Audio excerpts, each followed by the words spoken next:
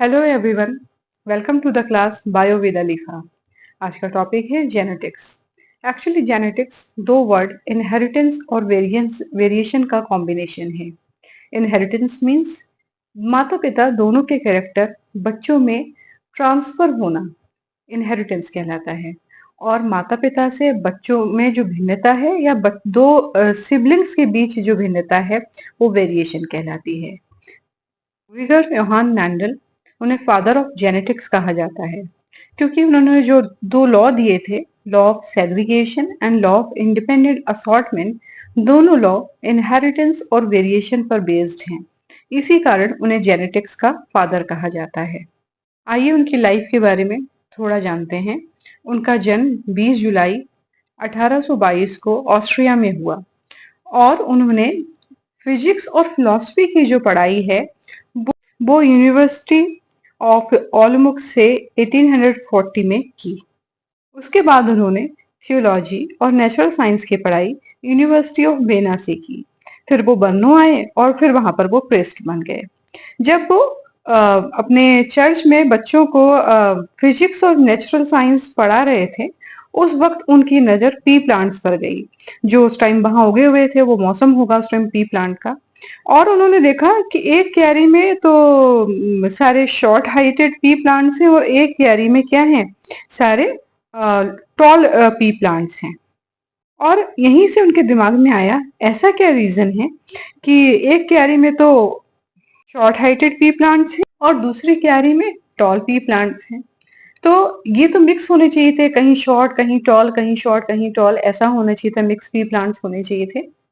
ये वो first reason था कि उन्होंने पाइसम सटाइवम को या फिर गार्डन पी को अपने एक्सपेरिमेंट के लिए चुना। वो चाहते तो कोई और प्लांट को भी चूज कर सकते थे, लेकिन बाय लक उनकी नजर पी प्लांट पर ही पड़ी। अब गार्डन पी को एक्सपेरिमेंट के लिए चुन लिया गया था, लेकिन उसकी बाकी खूबियां भी देखना बाकी थी। जैसे कि उसका लाइफ स्पेन शॉर्ट था, 3 महीने में फसल जो है उकर तैयार हो जाती है। और उसकी पहली जनरेशन, उसके बाद हम दूसरी जनरेशन चाहें, तीसरी जनरेशन चाहें, तो हमें शॉर्ट टाइम में मिल सकती है और एक्सपेरिमेंट करना उसके साथ आसान होता है।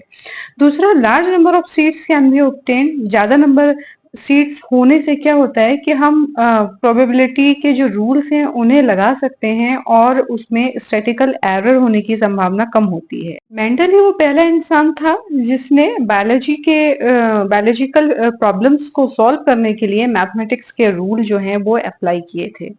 तीसरा रीजन था प्योर लाइन। जैसे कि मैंने आपको बताया, जब वो बच्चों को पढ़ा रहा था तब उसने देखा कि एक क्यारी में क्या है, शॉर्ट हाइटेड प्लांट है और एक में टॉल हाइटेड प्लांट्स हैं।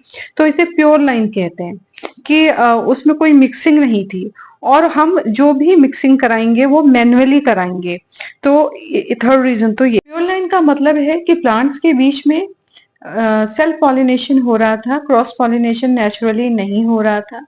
मेंडल ने अपने एक्सपेरिमेंट परफॉर्म कराने के लिए क्रॉस पॉलिनेशन या फिर हाइब्रिडाइजेशन कराया अपने सिर्फ एक्सपेरिमेंट्स के लिए, जो कि मैन्युअली था।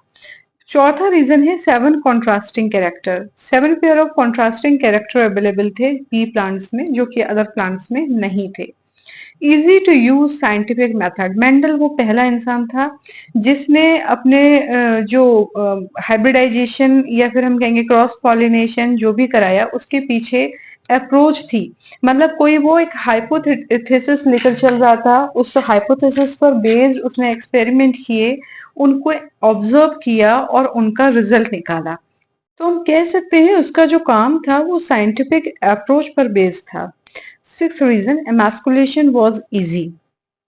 मींस उसने जो क्रॉस पॉलिनेशन या फिर हाइब्रिडाइजेशन कराया उन प्लांट्स में, वो मैन्युअली करना आसान था। अब उसके हम 7 पेयर ऑफ कॉन्ट्रास्टिंग कैरेक्टर की अगर बात करें तो वो क्या थे, वो है सीड शेप। जैसे कि राउंड जो है वो डोमिनेंट कैरेक्टर है उसका, और रिंकल्ड जो है वो रिसेसिव ट्रेट है।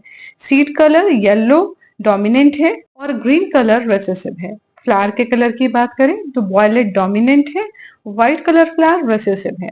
पॉड के शेप की बात करें तो फुल प्लेन जो है वो क्या है, डोमिनेंट है, और कंस्ट्रक्टेड पॉड जो है वो रिसेसिव है।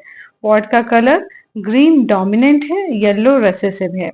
फ्लावर की पोजीशन की अगर बात करें तो एक्सियल फ्लावर डोमिनेंट है और टर्मिनल फ्लावर क्या है, रेसेसिव है। और स्टेम हाइट की बात करें तो टॉल जो है डोमिनेंट है, ड्वार्फ या फिर शॉर्ट हाइटेड वाले प्लांट जो हैं वो रेसेसिव हैं। जिस वक्त मेंडल काम कर रहा था उस वक्त प्लांट और एनिमल ब्रीडिंग के ऊपर बहुत सारे साइंटिस्ट दुनिया भर में काम कर रहे थे, लेकिन मेंडल का काम दूसरे साइंटिस्ट से डिफरेंट था, क्योंकि उसने सबसे पहले जीन्स की जगह पर जो वर्ड यूज किया था वो था फैक्टर। उसने ये नहीं कहा कि जीन नाम की कोई चीज है, उसने कहा फैक्टर, जो कि माता और पिता दोनों से कंट्रीब्यूट होता है और किसी ऑफस्प्रिंग के कैरेक्टर के लिए रिस्पॉन्सिबल होता है। He was the one who has given particulate inheritance. Means there is something very small like particle जिसको उसने फैक्टर नाम दिया, जो दोनों पेरेंट से ऑफस्प्रिंग में क्या होती है, ट्रांसफर होती है।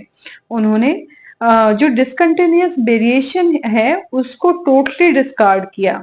जैसे एक कैरेक्टर को लेके हम बात करें, जैसे टॉल और ड्वार्फ को लेकर बात करें, तो आने वाली प्रोजेनी होगी वो या तो पूरी ड्वार्फ होगी या फिर टॉल होगी, बीच की नहीं होगी। बीच की मतलब इंटरमीडिएट नहीं होगी, इसलिए उन्होंने ब्लाइंडिंग इनहेरिटेंस को टोटली डिस्कार्ड किया। तीसरा उन्होंने क्वालिटेटिव ट्रेड्स पर काम किया। क्वालिटेटिव ट्रेड्स मींस वो ट्रेड्स जिन्हें हम